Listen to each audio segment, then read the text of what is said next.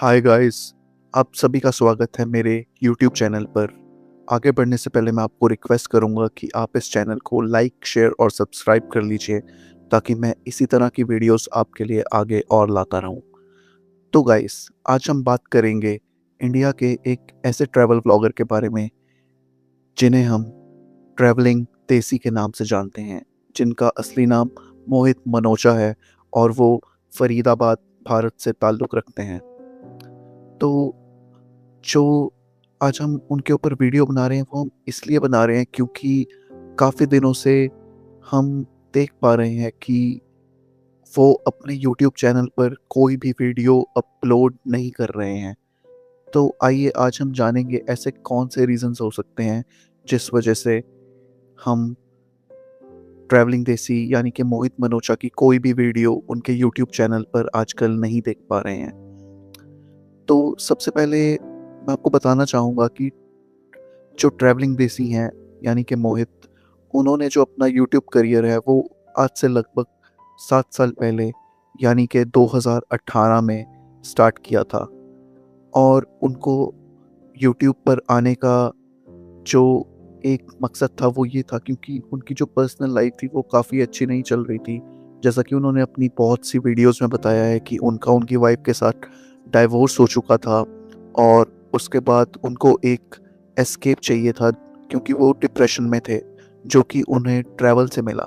तो ट्रैवल करते-करते उनके दिमाग में एक आइडिया आया, क्यों ना वो अपने इस पैशन को अपनी अर्निंग और अपने काम में, अपने प्रोफ़ेशन में चेंज कर लें। तो उन्होंने अपने ट्रैवल की वीडियोज़ बनाना स्टार्ट कर दिया। तो इसी के साथ जैसे कि उन्होंने 2018 में अपना करियर स्टार्ट किया था, तो वो सबसे पहले काफ़ी इन्फॉर्मेटिव वीडियोज़ डालते थे। जैसे कि जब वो स्टार्टिंग में यूरोप ट्रिप और यूएस, कनाडा वगैरह का ट्रिप करते थे, तो और आसपास की कंट्रीज़ में भी, तो वो फ्लाइट टिकट्स, होटल प्राइसेस कि कैसे चीप फ्लाइट टिकट्स बुक की जाएँ, कौन से होटल्स और हॉस्टल्स में रहा जाए, काफ़ी अच्छी वीडियोज़ डालते थे। जैसा कि आप उनकी प्लेलिस्ट में देख भी सकते हैं कि जो पुरानी वीडियोज़ हैं उनकी उन्होंने कोलेट कर रखी हैं सारी प्लेलिस्ट। बट जैसे-जैसे टाइम आगे बढ़ता रहा, मोहित को सक्सेस मिलती रही और जैसा कि मैंने आपको पहले बताया कि वो कनाडा, यूएस भी जाते रहते थे क्योंकि जो उनके बड़े भाई हैं यानी कि सनी और उनकी भाभी चैटी, वो दोनों ऑलरेडी कनाडा में सेटल थे, क्यूबेक में। तो मोहित अक्सर उनके पास जाते रहते थे क्योंकि उनकी माताजी भी वहाँ उनके भाई और भाभी के साथ रहती थी। तो कनाडा जाते-जाते उन्होंने और डेटिंग ऑप्शंस को एक्सप्लोर करना स्टार्ट किया टाइम के साथ-साथ, जिस वजह से उनको ये मौका मिला कि वो सैंड्रा को डेट कर पाएँ। तो ये जो डेटिंग एप्लीकेशंस होती हैं, उनको एक्सप्लोर किया मोहित ने, तो जिस वजह से उनकी मुलाकात सैंड्रा से हुई, जैसा कि उन्होंने हमें अपनी पुरानी वीडियोज़ में बताया भी है। तो धीरे-धीरे दोनों में नज़दीकियाँ बढ़ती रही और मिलने-मिलाने का सिलसिला शुरू हो गया। तो धीरे-धीरे सैंड्रा को भी समझ आने लगा कि आदमी मेहनती है और धीरे-धीरे ये अपना जो सब्सक्राइबर बेस है वो भी यूट्यूब पर बढ़ाया जा रहा है। तो सैंड्रा को कोई कोई प्रॉब्लम नहीं थी, बजाए कि दोनों की जो फैमिली बैकग्राउंड्स, कल्चरल वैल्यूज़ काफ़ी डिफरेंट हैं। Sandra being an French Canadian, पूरा डिफरेंट लाइफ़स्टाइल है मोहित से, जो कि एक इंडियन पंजाबी हेरिटेज से बिलॉन्ग करते हैं। बट फिर भी दोनों ने अपने डिफरेंसेस को असाइड रखकर एक दूसरे के साथ लाइफ स्पेंड करने का एक मौका देने का फैसला किया।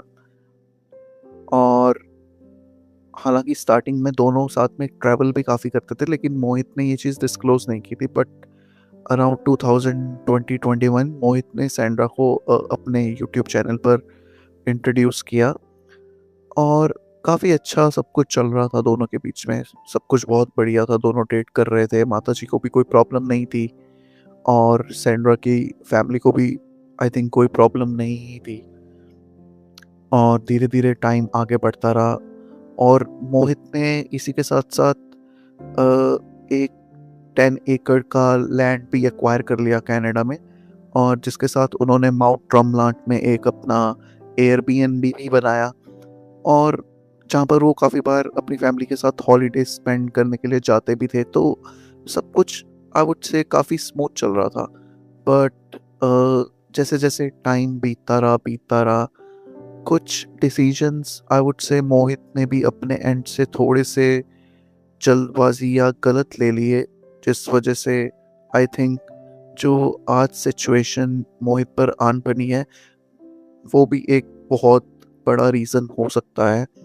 जैसे कि जैसे मोहित ने सबसे पहले एक सेकंड हैंड मोटर होम लिया था, उसने फिर भी उसकी जो जिस भी प्राइस पर लिया था, वो फिर भी वो सब रिकवर कर पाए थे, जो उन्होंने स्टार्टिंग वाली अपनी यूएस कनाडा वाली रोड ट्रिप्स वाली वीडियोस उस पर बनाई थी।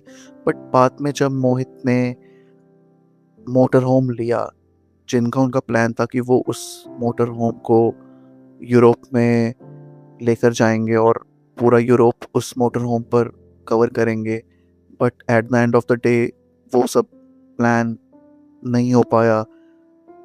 और मोहित ने वो जो वाला मोटर होम था उसको at the end of the day sell off किया, जिसके साथ उन्होंने एक मोटर बाइक भी ली थी, उसका भी कुछ नहीं हुआ, वो भी 1-2 साल स्टोरेज में खड़ी रही और उसको भी सेल किया, जो कि एक काफ़ी गलत फाइनेंशियल डिसीजन था आई वुड से। और इम्पल्सिवली आई थिंक मोहित जब उस टाइम कनाडा से इंडिया आए थे, तो उनकी जब ऑडी ख़राब हो गई थी, तो उन्होंने वो सेल ऑफ कर ली थी। बट फिर भी मोहित के पास एक इनोवा गाड़ी थी, बट उन्होंने क्या सोचा कि एक फॉर्च्यूनर और ले ली जाए, जिस वजह से उन्होंने एक फॉर्च्यूनर परचेज की। जो इनिशियली मोहित का प्लान ये था कि उस फॉर्च्यूनर पर वो वर्ल्ड टूर करेंगे, जो कि उन्होंने अपनी वीडियोस में बताया है। मैं ये अपने आप से नहीं बोल रहा हूँ गाइस, ये सब बातें मोहित ने अपनी वीडियोस में पहले कही हैं। बट आई थिंक 1 या 2 साल में वो भी मोहित ने सेल ऑफ कर दी, और वो वाला प्लान भी टोटली फेस गया, और कुछ फ़ायदा नहीं हुआ उसका भी। और देखा जाए तो वो जो 10 एकड़ वाला लैंड मोहित ने लिया था, तो मोहित ने एक वीडियो बनाकर बाकायदा बताया भी था कि क्या उनका प्लान है कि वो 200 करोड़ तक का बिजनेस एम्पायर उस लैंड पर खड़ा करना चाहते थे, जिसमें वो एक YouTube studio, automobile modification centre अपने जो सेंड्रा का भाई है और मोहित का साल है उसके साथ मिलकर बनाने वाले थे। बट वो सब भी नहीं हो पाया। आई थिंक ये भी एक वजह थी जो उनके लाइफ में कॉन्स्टेंटली फाइनेंशियल स्ट्रेन्स लेकर आ रही थी, जिस वजह से सैंड्रा काफ़ी ज़्यादा यू नो अनसपोर्टिव, और एक वो क्या कहते हैं कि फाइनेंशियल स्टेबिलिटी ना होना फील करने लगी। और टाइम के साथ साथ चूँकि मोहित का जो कंटेंट था वो काफ़ी ज़्यादा एक जैसा ही रेपिटेटिव होने लगा था, और एक वजह ये भी है कि वो अपने थंबनेल्स में बहुत ज़्यादा नेगेटिव किस्म के टाइटल्स डालते थे, जिस वजह से उनका जो व्यू काउंट था वो काफ़ी ज़्यादा कम होने लगा था, और कोई भी नई एक्सपेरिमेंटेशन वो नहीं कर रहे थे अपने कंटेंट के साथ। जैसे कि आप देख सकेंगे पैसेंजर परमवीर या यात्री डॉक्टर जैसे जो ट्रैवल व्लॉगर्स हैं, वो अपने व्लॉग्स में करते हैं जब वो नई नई कंट्रीज़ को एक्सप्लोर करते हैं by their feet. But on the other hand Mohit की जब आप वीडियोस देखोगे तो वो थोड़े से लग्जरी पाथ की तरफ डाइवर्ट होने लगी थी। तो उनकी जो ऑडियंस बेस था वो एक ऐसा ऑडियंस बेस बनने लगा था जो चीज़ें अफोर्ड बहुत आसानी से कर सकता है, जैसे कि कनाडा में रहने वाले लोग और अर्बन इंडियन जो सिटीज़ में अमीर लोग रहते हैं, वो ज़्यादातर मोहित को फॉलो करने लगे थे। बट इस वजह से उनको एक नुकसान ये हुआ कि जो उनकी नीश ऑडियंस थी, जो स्टार्टिंग में उनके साथ इसलिए कनेक्ट कर पाई थी क्योंकि वो एक बजट ट्रैवल के बारे में बताते थे, वो धीरे-धीरे उनसे कटने लगी। और इवेंचुअली विद टाइम जैसे-जैसे उनकी लाइफ आगे बढ़ती रही, सैंड्रा ने भी अपने एंड से पूरी कोशिश करी कि वो उनका पूरा साथ निभाए, और जिस वजह से वो काफ़ी टाइम तक इंडिया में आकर रही भी। बट गाइस मैं आपको बताऊँ ना क्या होता है कि जब आप कनाडा या यूएस ऐसी कंट्रीज़ में बॉर्न एंड ब्रॉट अप होते हैं तो आप इंडिया का पॉल्यूशन, इंडिया की एनवायरनमेंट आपके लिए काफ़ी ज़्यादा हार्श हो जाती है, जिस वजह से जब सेंड्रा इंडिया आती थी तो मोहित अपनी तरफ से पूरी कोशिश करते थे कि एयर प्योरीफायर्स वगैरह या फिर पूरी उनको ऐसी एनवायरनमेंट दी जाए कि उनको कोई भी प्रॉब्लम ना आए, बट फिर भी सैंड्रा की कहीं न कहीं तबीयत वगैरह ख़राब हो जाती थी जब वो इंडिया में आती थी, जिस वजह से सैंड्रास के अपने कुछ कंसर्न्स थे इंडिया में रहने को लेकर। और ऊपर से लैंग्वेज बैरियर भी, क्योंकि अब इंडिया में भी हर कोई इंग्लिश नहीं बोलता है। अब हमें लगेगा कि सब इंग्लिश बोलते हैं और ऊपर से सैंड्रा की जो मदर टंग है फ्रेंच, वो भी सैंड्रा यहाँ पर यूज़ नहीं कर सकती थी। ऊपर से रोज़-रोज़ जो मोहित की पार्टीज़ होती थी, गैदरिंग्स होती थी, वहाँ उसके फ्रेंड्स आते थे, तो वो अपना हिंदी, पंजाबी में जो भी कन्वर्सेशन वगैरह करते थे, तो सैंड्रा भी काफ़ी लेफ्ट आउट फ़ील करती थी, जिस वजह से जेडन के होने के बाद दोनों के लाइफ में एक मेन प्रॉब्लम ये थी कि जेडन की जो आगे की लाइफ होगी, वो कनाडा में या फिर इंडिया में, वो कहाँ पर उसे सेटल करना चाहेंगे, और जिसका ऑब्वियस आंसर था कि सैंड्रा यही चाहेगी कि जेडन का जो आगे का फ्यूचर वगैरह है वो स्कूलिंग, कॉलेज ये सब कनाडा में हो। और हमें भी ये चीज़ गाइस माननी चाहिए कि कनाडा के सिस्टम इंडिया से थोड़े बेटर हैं।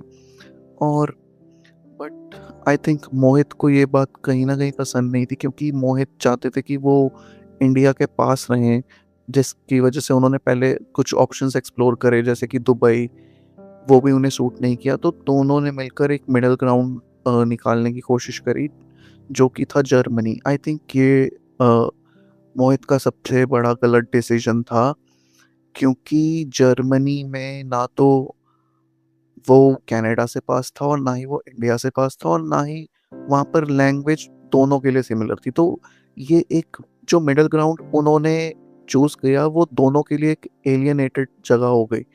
तो आई थिंक सैंड्रा, अब आपको मैं एक चीज़ और बताऊँगा, जैसे कि आप कनाडा या नॉर्थ अमेरिका में जो लोग रहते होंगे वो मेरी बात से एग्री करेंगे कि वहाँ पर जो घर हैं, सड़कें हैं, वो काफ़ी बड़े-बड़े होते हैं और घर के आगे लॉन्स वगैरह होते हैं। तो जर्मनी चूज़ करना, यूरोप चूज़ करना आई थिंक एक बहुत बड़ी गलती थी, क्योंकि वहाँ पर जो लोगों का रहने का तरीका होता है वो काफ़ी कन्फाइंड स्पेसेस, अपार्टमेंट्स वगैरह में होता है, जो कि आप वीडियोज़ में देख भी सकते हैं। तो वो काफ़ी कॉम्पैक्ट अपार्टमेंट्स हैं। वहाँ पर एक नॉर्थ अमेरिकन इतनी आसानी से एडजस्ट नहीं कर सकता। ऊपर से लैंग्वेज बैरियर भी और सब कुछ अलग। तो ये कुछ रीज़न्स थे जिस वज़ह से सैंड्रा और मोहित की आपस में लड़ाई हुई, और जिस वज़ह से वो मोहित को छोड़कर वापस कनाडा चली भी गई थी। बट उसके बाद देखा जाए तो मोहित ने काफ़ी टाइम जर्मनी में रहकर आई थिंक ये काफ़ी बड़ी गलती करी। उनको एट अ टाइम सैंड्रा के पास वापस जाना चाहिए था। और इन द फर्स्ट प्लेस अगर मोहित को ये सब पता था कि ये इन द फ्यूचर कंटेंट जो उनकी कंटेंट क्रिएशन की जर्नी है उसमें ये चीज़ प्रॉब्लम कर सकती है, तो आई थिंक उनको फ्रॉम द बिगिनिंग ही इस रिलेशनशिप को आगे नहीं बढ़ाना चाहिए था। बट अगर आपने बढ़ा लिया तो ऐसा मैं नहीं कह रहा हूँ, ऐसे काफ़ी सारे मोहित के जो वेल विशर्स हैं वो भी यही सोचते हैं कि मोहित को कनाडा में सेटल हो जाना चाहिए। बट आई थिंक दोनों काउंसलिंग वगैरह ले रहे हैं, और मोहित को अब देखा जाए तो काफ़ी ज़्यादा ब्रेक ले रहे हैं वो यूट्यूब से। तो आई थिंक दोनों को अपने डिफरेंसेस सॉर्ट आउट करने चाहिए और कुछ एक रिजिड डिसीजन पर आना चाहिए, जिसमें मेरा तो मत यही होगा कि मोहित को सैंड्रा के साथ कनाडा में ही सेटल होकर वहाँ पर अपने डेली लाइफस्टाइल व्लॉग्स डालने चाहिए, और हेयर एंड देयर कभी-कभी जब जैसे वो इंडिया आते हैं तो वो इंडिया वाले अपना जितना भी सर्कल है उसको अपनी वीडियोस में ला सकते हैं, और थोड़ा बहुत आस-पास ट्रैवल कर सकते हैं। जब वो इंडिया में है तो जो हमारे आस-पास की कंट्रीज़ हैं जैसे मालदीव्स, दुबई, कुछ ऐसा ट्रैवल कर सकते हैं। जब वो यूएस में तो यूएस के आस-पास, कनाडा के आस-पास वाली कंट्रीज़ को एक्सप्लोर कर सकते हैं। तो आई थिंक कुछ ना कुछ तो दोनों को eight the end of the day बैठकर सॉल्यूशन निकालना ही होगा। और आई थिंक ये चीज़ इतनी भी ज़्यादा कॉम्प्लिकेटेड नहीं थी जितना इसको बना दिया गया है दोनों की तरफ से।